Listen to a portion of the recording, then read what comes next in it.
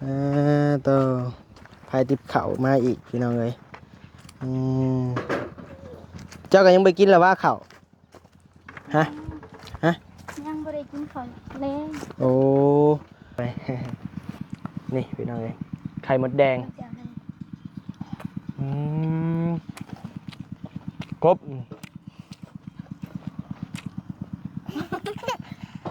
เป็นยังหามเหนียวนี่กินปลากินกบนี่กินไม่ได้อะกับปลาใหญ่ได้แล้ววะโดยมาเห็ดเลือดแปลงกิน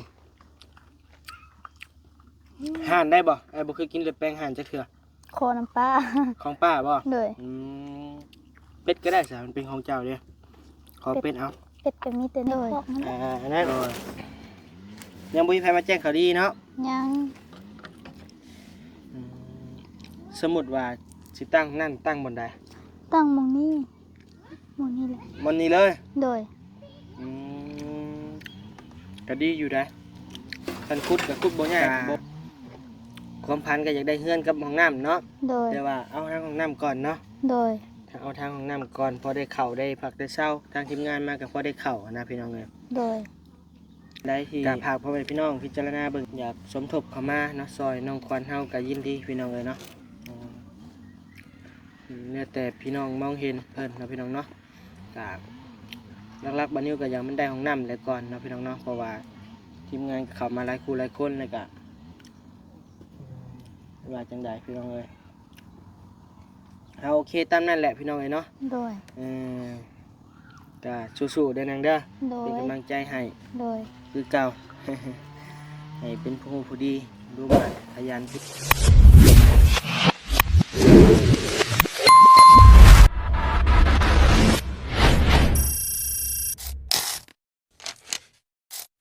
เอาพี่น้องเลยเนาะ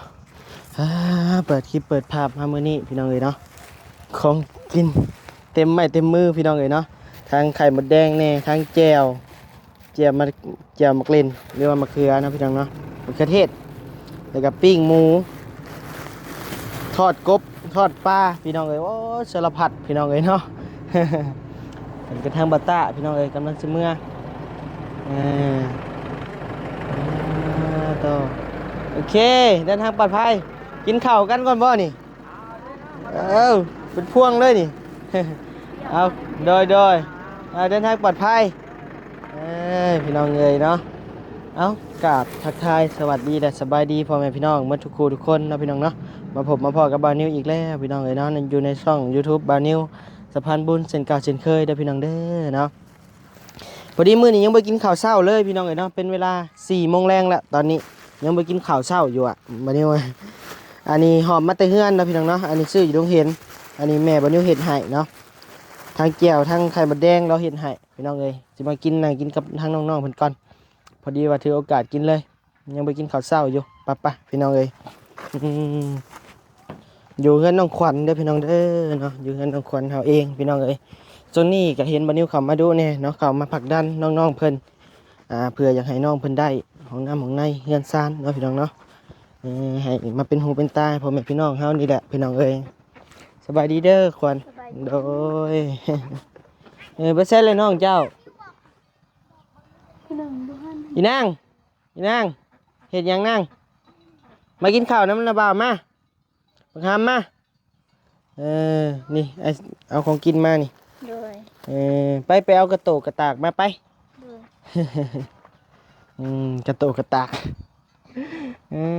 โดยสบายดีพากันเห็นยังนั่งพากันลิ้นมื้อนี้ก็ทั้งง่ายเพิ่นเข้ามาหลายคู่หลายคนพี่น้องเอ้ยเนาะพากันล้างมือไว้หามไปกินข้าวบ่กินแล้วข้าวน่ะย่างไปมากินน้ำนาบ่าวไปนาบ่าวซื้อมาบ่โอ้นาบ่าวก็ยังไปกินข้าวเช้าซ้ำมื้อนี้คือเปื้อนแท้โตน่ะไปหาอาบน้ำแต่ว่านี่บ่จักบ่อาบน่ะน้องเพิ่นกำลังเกลือเป็ดกินนี่พี่น้องเอ้ยเนาะขวัญผู้ใหญ่ๆนี่ไอ้คอได้บ่นี่ได้เลยจะคั่วเองได้คั่วกินเนี่ยบ่ได้บ่กินน่ะกินได้คั่วบ่เป็นพี่น้องเอ้ย ไปไปนี่แหละนั่งอยู่นี่แหละพี่น้องเอ้ยบรรยากาศเฮือนน้องควันเฮาเด้อพี่น้องเด้อเนาะนี่แหละกะน้องเพิ่นกะวันนี้รู้สึกว่าน้องเพิ่นกะพูดจาดีเนาะพี่น้องเนาะก็เลยว่าจะเข้ามาเป็นหูเป็นตาให้พี่น้องเนาะเพื่อพี่น้องสิพิจารณาน้องเพิ่นเนาะพี่น้องเนาะต้องหน้าแลหน้ากำหน้าค่ำหน้าดำค่ำเครียดพี่น้องเอ้ยเออ มื้อนี้ก็เดินทางมาผู้เดียวเนาะพี่น้องเนาะเพราะว่าวันนี้ออกเงินขุดสวยเนี่ยมื้อนี้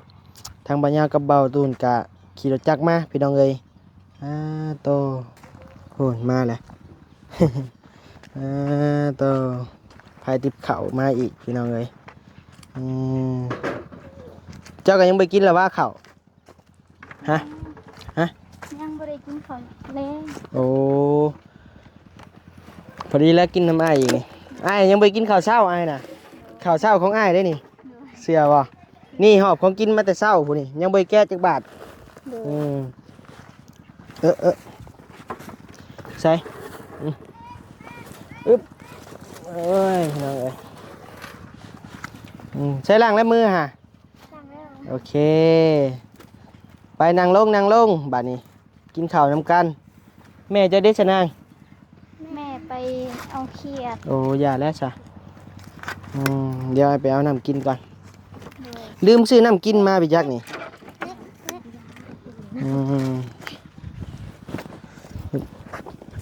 ไปนั่งลงแกรถก่อนจะบอกกันก่อนบอกกันถ่ายเด้อแกรถ เลย เดี๋ยวมาเอาน้ำก่อนพี่น้องไอ้พานิวก็ได้ลืมซื้อน้ำมากินไปจัก เจล ปิ้งเขียดทอดเขียดบนยังซื้อว่านนี่กับกบมาแหละซื้อเมื่อกินอยู่เฮือนพุ่นแหละพี่น้องเอ้ยแม่ก็เดียวแม่วันนี้ก็เลยว่า ต้องขึ้น9ถ้วย เห็ดสุกินเนาะโอ้ยน้ำกินก็ไม่มีบาทนี่ เราจะเป็นไข่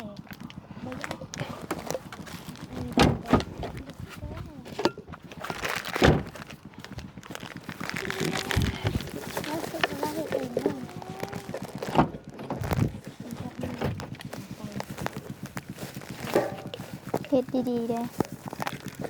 เห็ดดีๆ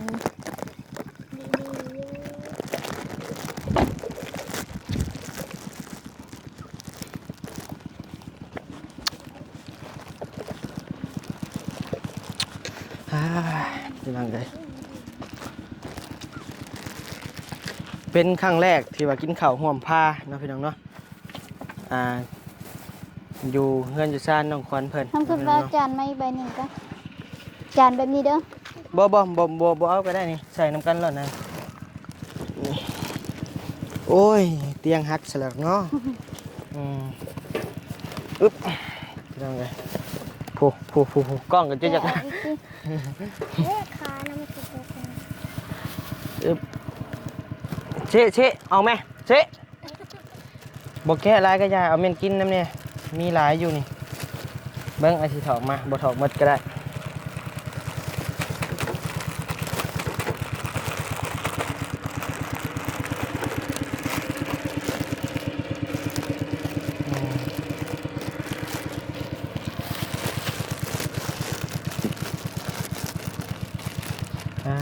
ตบเอาถอกมาเลยบ่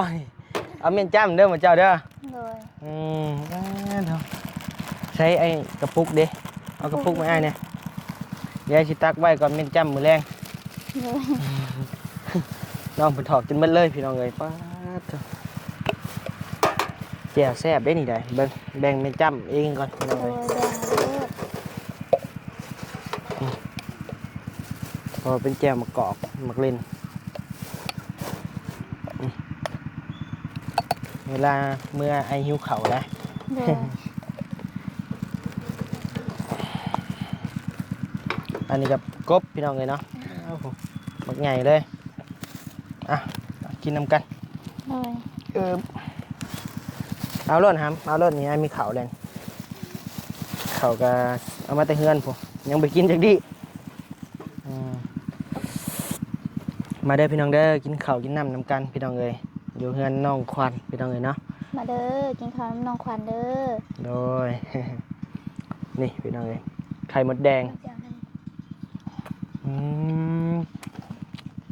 กบ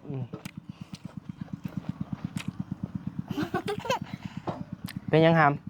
เหนียวนี่กินปลากินกบนี่ กินไม่ได้อะกับปะก่อน กินรถแห่แล้วแจวเล่น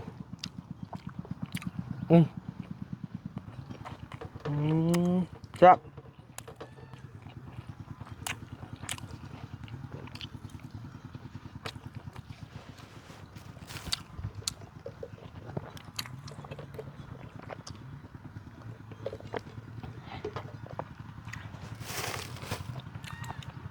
ต่อของกินสำนี้มันจะกินได้จากเถื่อ กินในหอนมื้ออื่น กินในห้องมื้ออื่น โดย ป้าซ้ำนี้ได้พี่น้องเอ้ยกินในห้องมื้ออื่นผู้นี้ โดย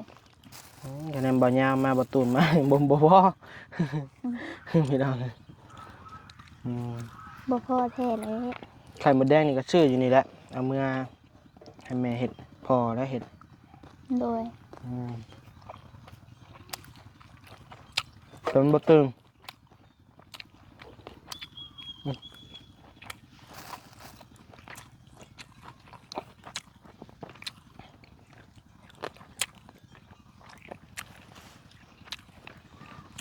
น้อยจากกันกับแฮ แซ่บปะคุยรถแจมมักเล่นนี่ก็ได้มาพี่น้องเอ้ย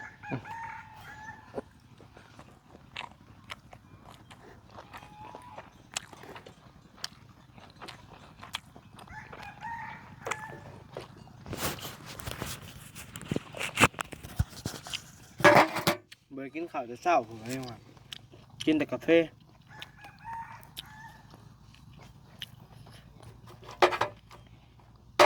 ใส่รถคำยังไงรถบ่ต้องอายเด้อ โดย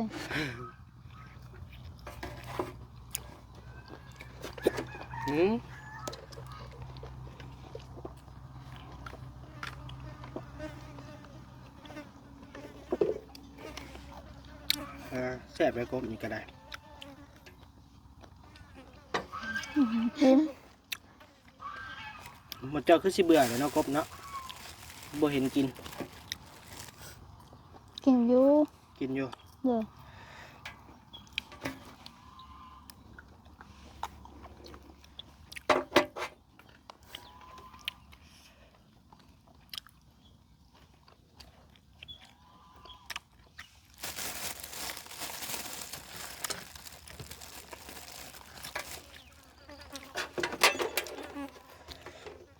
พอยังบ่มาติ โดย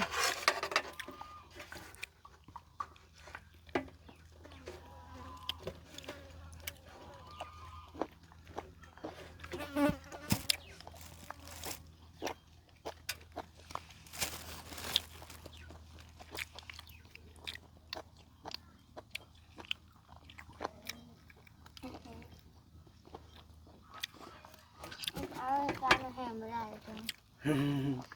เปลี่ยนเอาชิ้นซะนะเอื้อยเอาให้นะมันหยาบครั้งแรกเลยพี่น้องมากินข้าวกับน้องๆเพิ่น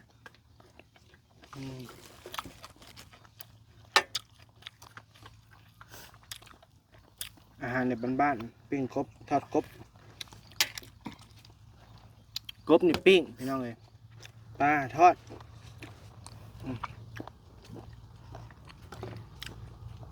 บันนี้หมักแล้วนี่แหละของแบบบ้านนอกนี่แหละเนาะพออยู่บ้านบันนี้หากินได้ยากแฮง โดย เนาะ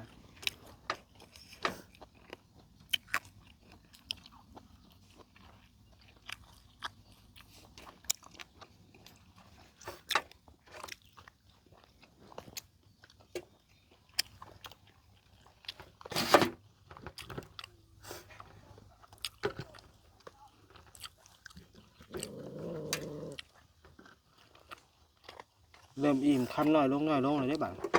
กินนี่หิวคำบักใหญ่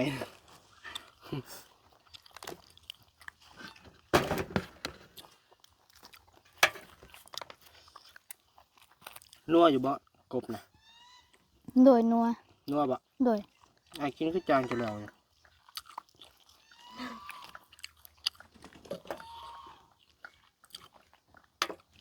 ทางไอ้มันตายไปจัก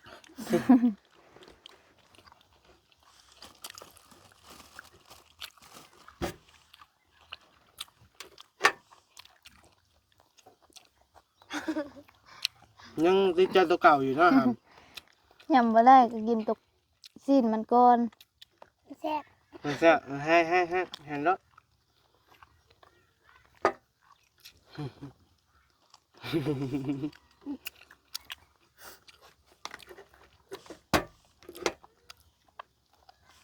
ยำกินยากหมักแซ่บแล้วนั่นคือกัน โดย นั่นมานี่กินกบกินเขียดนะมานี่อื้อ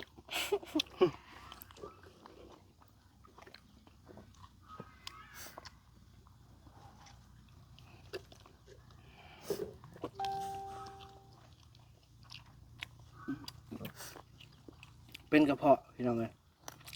กินลงไปแล้วมันอยากสะอื้แล้วสะอื้บอกหรือสะอื้ ชะเออ สะอื้บอกมาเจอ โดย สะอื้สะอื้คือกันแบบนี้ก็ได้แนมพังบุคักหัวสะอื้ เป็นบ้าเป็นบ่อไปเลยเนาะ โดย เป็นกระเพาะตัวเดียวพอดีหมดเนาะ โดย พอดีอิ่ม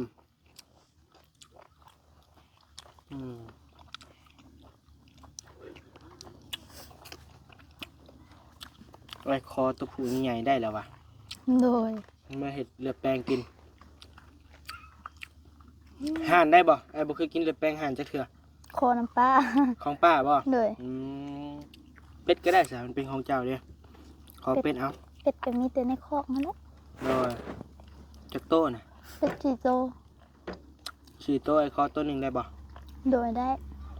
เป็นยังคือเอาใหาย กับไอคอ จะไอ้คอ โดย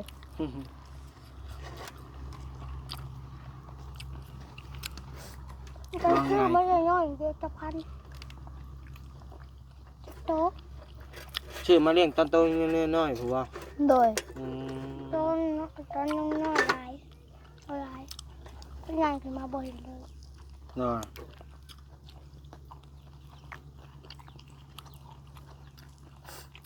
แม่เจ้าบ่อยู่เนาะ โดย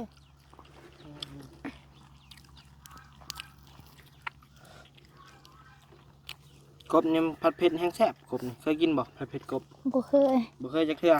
โดย มื้อหน้าเด้อสิซื้อมาเฮ็ดผัดเผ็ดสุกินดา โดย มาเฮ็ดอยู่เฮือนเจ้านี่แหละ โดย เคยได้ยินชื่ออยู่บ่ล่ะ บ่เคย บ่เคย ถ้า ครับ ก็สิได้ยินไอ้ ผัด เว้า เผ็ด นี่ กบนี่ได้ โดย คะแนนได้มากก็แต่เทื่อมีแต่ปิ้งเด้ โดย อืม ปิ้งต้มปนแกง โดย ออม อืม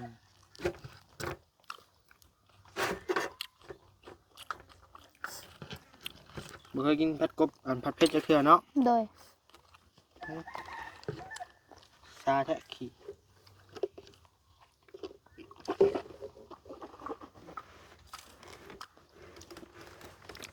เอ้าพายีนมากินของหวานบัดนี้แกะรถ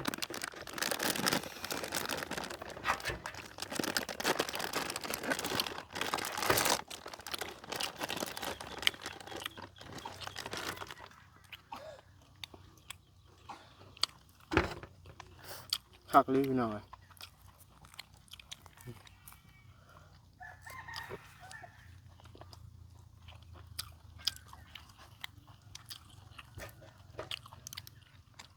แซ่บบ่ฮาม เลย หัวไปถึงยังมากหัวนะบ่ เอากุ้งเมื่อกี้นี่ เอากุ้ง โดย เอาใส่หัวพร้อม เลย สร้างเป็น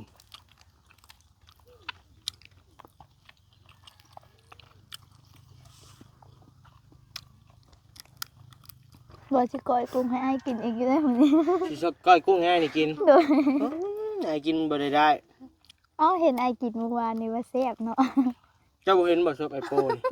เห็นอยู่ มันเป็นตุ่มอยู่นี่ หิวข้าวซื้อว่าเนี่ยจะกินน่ะ โดย กินแล้วก็คันนั่นแหละคันหูพับเมื่อวานนี่คันอยู่ข้างในพุ่นแหละมันเป็นน่ะ โดย ก็กินบ่หลายเด้อมันก็เลยเป็นบ่นักแนมกินหลายก็นักเติม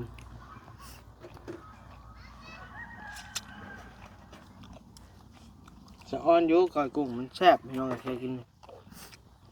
เดี๋ยวกินบ่ได้หลายจะอิ่มแหละฮะกินได้กินเป็นหมูอะไรได้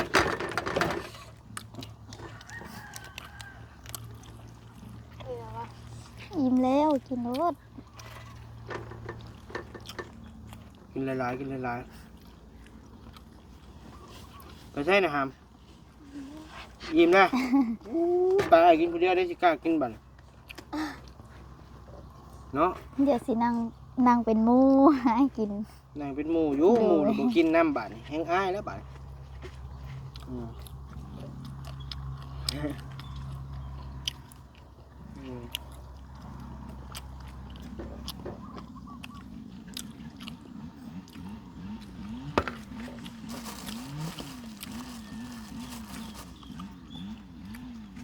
คือจะบ่มีคนมักเนาะไข่มดแดงจะบ่มีใครกิน กินอยู่เมื่อกี้นี่กินบ่หลาย บ่ โดย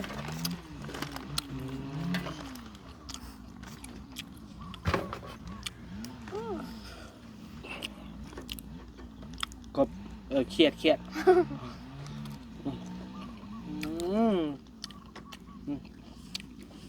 ไปอิ่ม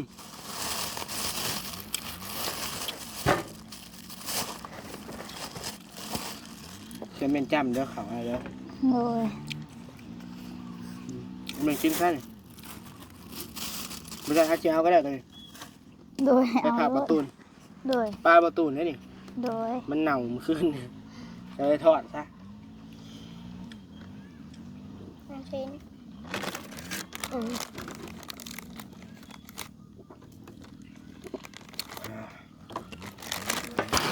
บ่เรื่องของน้ำของในจะยังมีข่าวดีบ่ ยัง อืม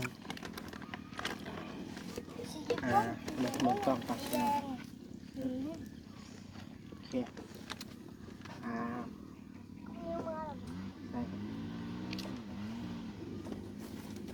เห็นเฮาอยู่บ่บัดเห็นอยู่ตรงเนาะ โดย อันนั้นยังบ่มีใครมาแจ้งข่าวดีเนาะ ยัง อืมสมมุติว่าสิตั้งนั่นตั้งบนใด ตั้งหมองนี้หมองนี้แหละ บนนี้เลย โดย อืมก็ดีอยู่นะคันขุดกับขุดบ่ยากบ่ยากนะมันเป็นหินทรายดินทรายพี่น้องเอ้ยมัน ดิน แห้ อ่ ง อน ดินอ่อน โดย อืมหางไม้เจ้านี่มีแล้ว โดยมีแล้ว ไม้มีแล้วเนาะ โดย ไม้เห็ดโครงหลังคามัน แล้วก็ยังขาดนี่เนาะปูนบล็อก โดย คาสร้าง โดย หลังคา โดย ความพันเจ้าก็อยากได้เช่วยนั่งคือบนนั่งน้ำกันก่อนจะเก็บไปไว้บ่เก็บไปไว้ใช่ เก็บไว้ไป ยังแซ่บอยู่ แห้งแซ่บก็กินก้อน อืม เอามันตีน มันตีน เลย อืมแล้วคาสร้างพี่น้องไงกาความพันก็อยากได้เฮือนกับห้องน้ำเนาะ โดย แต่ว่าเอาทางห้องน้ำก่อนเนาะ โดย ถ้าเอาทางห้องน้ำก่อนพอได้เข่าได้พักได้เช้าทางทีมงานมากับพอได้เข่านะพี่น้องเลย โดย กาพากพ่อแม่พี่น้องพิจารณาเบิ่งอีกในเด้อพี่น้องเด้อเนาะครอบครัวน้องขวัญเพิ่นพี่น้องเลยกะทางน้องน้อยเฮากะมีแล้วมีทางผู้ใหญ่เพิ่นเข้ามาสดมาซอยแล้วพี่น้องเอ้ยมีบ่นิ้วก็เปิดสมทบไปก็ได้มาอยู่จำนวนหนึงเนาะพี่น้องเนาะทางน้องน้อยก็ได้เพราะว่าห้องน้ำนี่ก็ค่า กินข้าวด้วยนะเก่ง เพราะว่าห้องน้ำนี่ก็มูลค่าก็บ่สูงพี่น้องเอ้ยเอาท่านใดที่อยากสมทบเข้ามาเนาะซอยน้องขวัญเฮาก็ยินดีพี่น้องเอ้ยเนาะเนี่ยแต่พี่น้องมองเห็นเพิ่นเนาะพี่น้องเนาะก็ ลักๆบัดนี้ก็ยังมันได้ห้องน้ำเลยก่อนเนาะพี่น้องเนาะเพราะว่าทีมงานก็เข้ามาหลายคู่หลายคนเลยก็ว่าจังใดพี่น้องเอ้ยเอาโอเคตามนั้นแหละพี่น้องเอ้ยเนาะ โดย ก็สู้ๆเด้อนางเด้อ โดย เป็นกำลังใจให้ โดย คือเก่า ให้เป็นผู้ดีดูหมัดขยันเพียรพี่น้องเอ้ยคนดีต้องมีแหละมือใดมือหนึ่งต้องได้ โดย เฮ็ดอยู่นี่เลยเนาะ โดย เอาแต่ห้องน้ำห้องถ่ายอย่างเดียวบ่หรือว่าเอาแต่ห้องน้ำห้องถ่ายก็พอแล้วเนาะ โดย ถ่ายพร้อมอาบพร้อมอยู่ในโต๊ะเลยก็ได้เนาะมันจะ เลย ราคาบ่สูงปานใด โดย ประมาณ10,000ปลายๆน่ะจะแล้วบัดนี้คิดว่า10,000ปลายๆเกือบ20,000อาจจะได้ โดย หากต้องรอเบิ่งก่อนเพราะว่ามันสิประหยัดงบเรื่องน้องเพิ่นมีไม้แน่แล้วหั่นนะพี่น้องเอ้ยส่วนไม้น้องงามก็โอเคอยู่เฮ็ดบ่ใหญ่เฮ็ดประมาณ2 เมตร2 เมตรคูณเมตรปลายบ่2 เมตรคูณ2 เมตรก็ได้บ่หรือในใดต้องรอเบิ่งนำกันอีกเทื่อนึงเนาะพี่น้องเนาะ โดย แซงก็4แซงแดมเฮือนน้องสายฟ้าและพี่น้องเอ้ยก็ใส่ได้หลายเติบอยู่พี่น้องเอ้ยเฮ็ดระบบซึมไปมันจังสิสะดวกสบายพี่น้องเอ้ยเนาะฝากพ่อแม่พี่น้องพิจารณาเบิ่งเด้อพี่น้องเด้อเนาะครอบครัวน้องขวัญเฮาพี่น้องเอ้ยฝากพ่อแม่พี่น้องแน่เนาะพี่น้องเนาะโดยวันนี้ก็อยากซอยเต็มที่แหละซอยสำที่แห้งมันนิ้วมีนี่แหละพี่น้องเอ้ยเนาะไปโอเคพี่น้องเอ้ยเนาะเดี๋ยวพอกันในคลิปหน้าเด้อพี่น้องเด้อจ้า โดย บ๊ายบาย บ๊ายบาย